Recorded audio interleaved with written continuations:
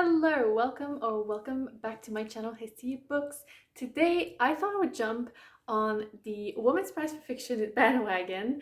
I've been thinking about this for a few months, but I've only recently finished my list of Women's Prize for Fiction contenders for 2023.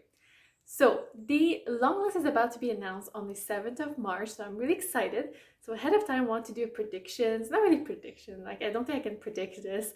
I have no idea, obviously, the full list of books written by women in English published in the UK of the last 12 months. Actually, no, that's not true because it's supposed to be up until the end of March as well. So obviously I do not know the extent of that list, but I have been doing research for a few months and I've been trying to get with a list that has a balance, of good, inspiring title, hard-hitting novels, new voices, more established authors, and books that also gave me a proper Women's Prize for Fiction vibe. And that doesn't mean that every book I've put on this list is a book that I personally would want to read, but I think I did a little bit of a mixture. I added some books that I was like, wow, I would see this on the prize, I would read it, I'm in. And others are more like, I wouldn't read this and I wouldn't be super keen to read this, but it's giving me prize vibes, so I'm gonna add it to the list.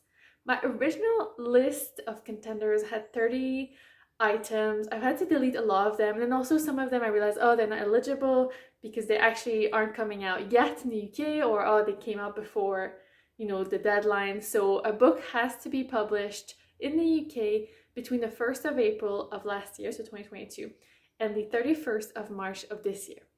So, it's kind of a look back, a look forward. It's been really cool actually to see the different titles. I've tried to Google also, new books in other countries, like in Canada and Australia and New Zealand, the US and the Caribbean. So I've tried to go with quite a broad list. Usually the long list has 16 titles, so that's what I went for, and yeah, let's go with it. There's always a caveat, like I said, that I do not know every book that's been published. There's no way. Some of the books, I've gone with the dates on Waterstones. I don't know if that's the most legit way to do it, but I really struggle to find sometimes a UK publishing date versus other publishing date. So I went with the Waterstone one with the hardback, and that's kind of what I went to, but yeah, I'm hoping all the books on my list are eligible. Maybe someone will be in the comments like, this book, there's no way this book could be on the list, but this was a fun way to kind of look into books by women written in the last year, and I can't wait for the long list reveal. Another wee caveat for this list is that obviously I haven't read any of these books, so the little blurb that I'm giving you is based on what I read online, so maybe I have it totally wrong. I'm sorry if that's the case, but I went with what I got the vibe was from the marketing of the book basically. But without further ado, let's dive into my 16 contenders. The first novel on my list is The Marriage Portrait by Maggie O'Farrell.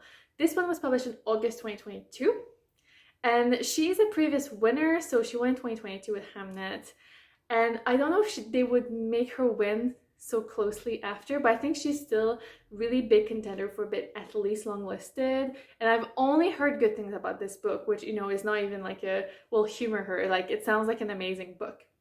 In this novel we follow, it seems like, a young woman who ends up having to marry a duke and have his heir, and it's based in 1500s Italy. The Italian context to me seems a bit why, but I've heard really good things, so if it's longlisted I will definitely get to it soon, but I'm hoping to start with Hamnet, which when I put my little poll, so yeah, we'll see how that goes, but I think that's a good guess maybe to be on this list. In number 2 we have Best of Friends by Kamila Shamsie. This one was released in September 2022, and she's a previous winner as well, which is why I added it on my list.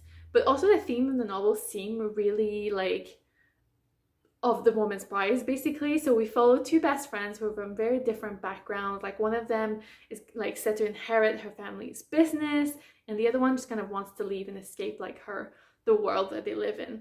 I think this is set in Pakistan, in the 1980s. But then we also have a modern day timeline, I think, where they're adults and they're still friends, but there's some secrets and it might come between them. I don't know much more than that. In number 3 we have Birnam by Eleanor Catton. This one's about to be published in March 2023, and she's a previous longlisted author as well, which is why I think there's like a high possibility of this book being added. So in this one, we seem to be following a sort of a guerrilla gardening group in New Zealand. So they've been struggling for a year, and then there's a landslide on the south island of New Zealand. And so it kind of cuts access to a farm, and they become interested in the farm, but then a billionaire is also interested in that farm. I don't really know much more than that. I have access to this book. I just got an advanced copy. Obviously, I'm not going to be, I think, able to read it before it comes out, but it's on my list to read, definitely. In number 4, we have A Spell of Good Things by Ayobami Adebayo. This was published in February 2023. And this one seems to be a tale of the haves and the have-nots in Nigeria. So we follow basically 2 people whose lives are about to like collide. I think there's like a boy from a poor family and a girl from a wealthy family. I don't know much more than that. This book sounds so interesting, but I'm also really worried about reading it. I think it sounds like it's going to be really harrowing. But yeah, I guess we'll see. In number 5, it's a book I kind of unwillingly put on my list of contenders. It is Lucy by the Sea by Elizabeth Strout, which was published in October 2022. This was followed by her previous book, O William, being included in the Booker list. And I didn't love that, but like it seems to be a huge hit. So I was like, okay, maybe, I don't know why, but people seem to be really into it. And I thought potentially it has potential to be on this list. This seems to be a pandemic novel. So we're following Lucy, like the Lucy Barton and O William kind of series. So Lucy and her ex-husband William are kind of doing lockdown at like a remote house in Maine, and that's what it seems to be about. I had no interest in reading it after I finished O William, so yeah, but I thought potentially it could be longlisted. Guess we'll see. Next we have Maame by Jessica George. This has come out in February 2023, or is about to come out. I don't know exactly the date.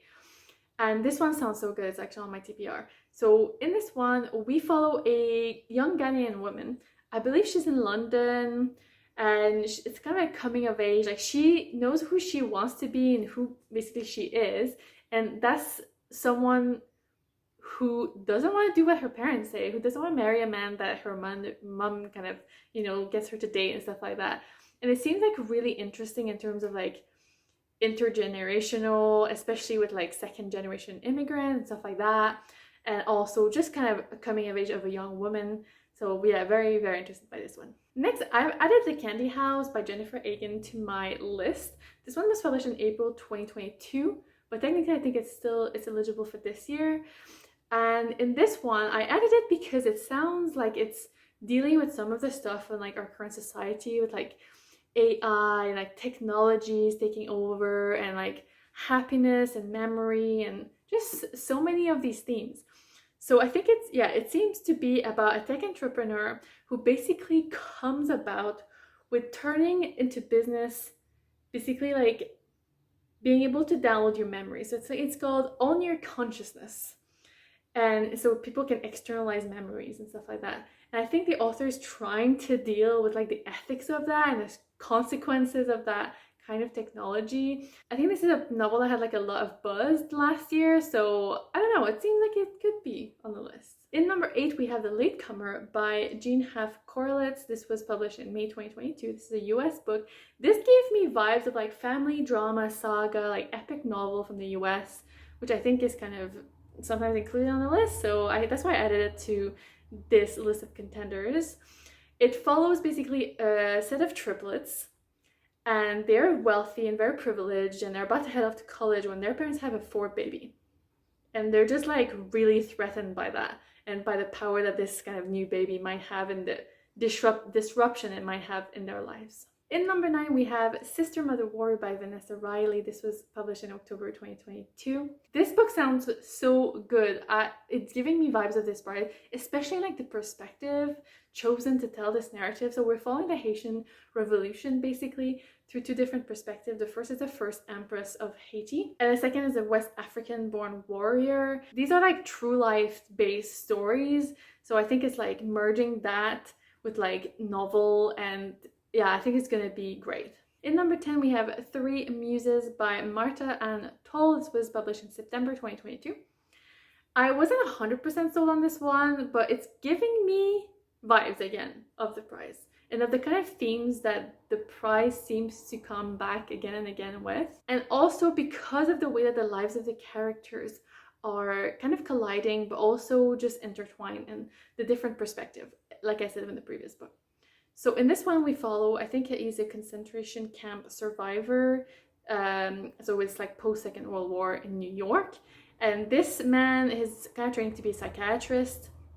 And he becomes kind of like interested and kind of mesmerized by a ballerina that he sees at the New York Ballet one night, whatever.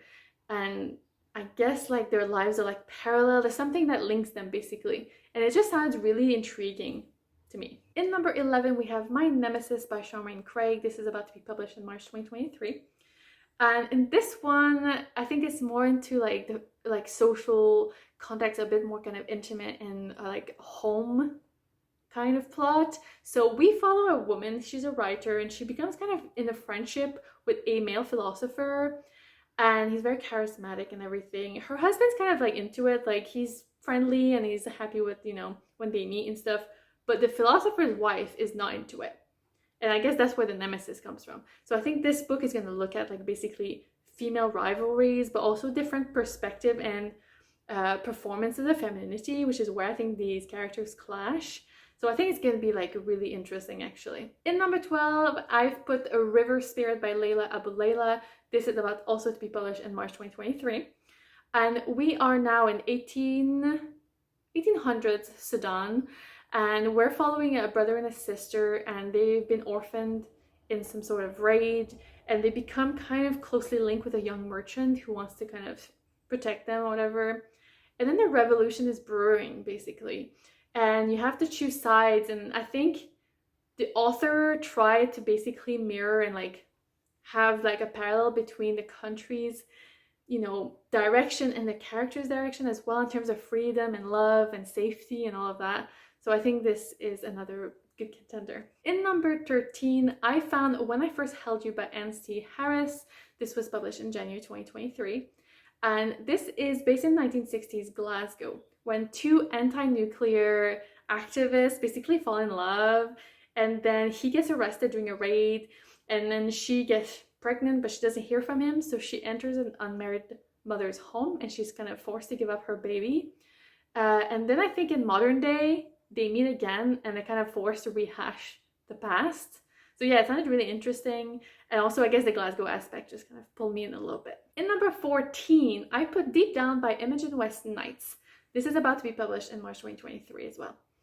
So this is a story about family and grief, but apparently it's really funny. We follow a brother and a sister, and they're kind of wandering around Paris after the death of their father. And I guess like, yeah, they're pretty much grieving and doing through the whole process.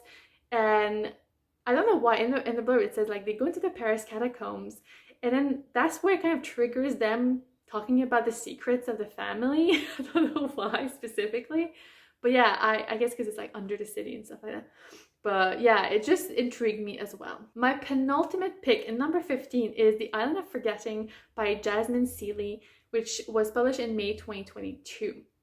This one I think was compared to like Homegoing and Girl, Woman, Other, and it's an intergenerational family saga. It just seemed really epic.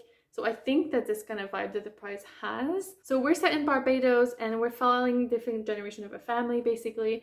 And they're all, I think, striving to kind of escape and push boundaries of their own circumstances. But every generation, they kind of have the same or similar struggles. And I think the main question that I saw, like it says in the blurb, the main question of the characters seems to be about, can we really define like our path and our future? And finally, number 16, this is a bit my wild card. This is Almost Visible by Michelle Sinclair. This was published in September 2022.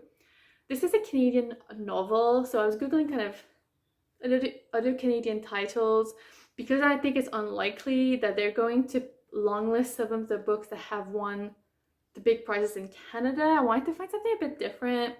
And yeah, so it's a bit of my wild card. It's probably not on anyone's radar, but it just appealed to me in the way, and I guess you're about to find out, well, So we're following a woman who's just moved from Nova Scotia to Montreal. First thing that attracted me.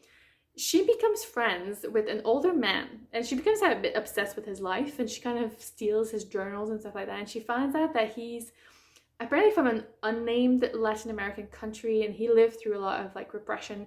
I'm guessing dictatorship, but anyway, there's no real indication of that. And that, I guess, is the other aspect that intrigued me, was the Latin American aspect and stuff like that. So yeah, I thought it sounded interesting. I don't know if it'll be on anyone's radar, but I wanted to add like a different Canadian book in here to highlight. So these are my 16 books that I think some of them might be on the list. I don't think this is the list. That's what it's gonna look like actually for the prize, because I'm sure there's loads of books I've never heard of before. Like I said at the beginning of the video, you know, it was impossible for me to make a full list and have, you know, a real idea of what it's gonna look like. But I'm so excited to find out. On the March 7th, when it comes out, I'm gonna try to do a reaction, and then I'll see which books are available and what I can actually pick up, and I'll head straight into kind of reading the list. So I'm very excited.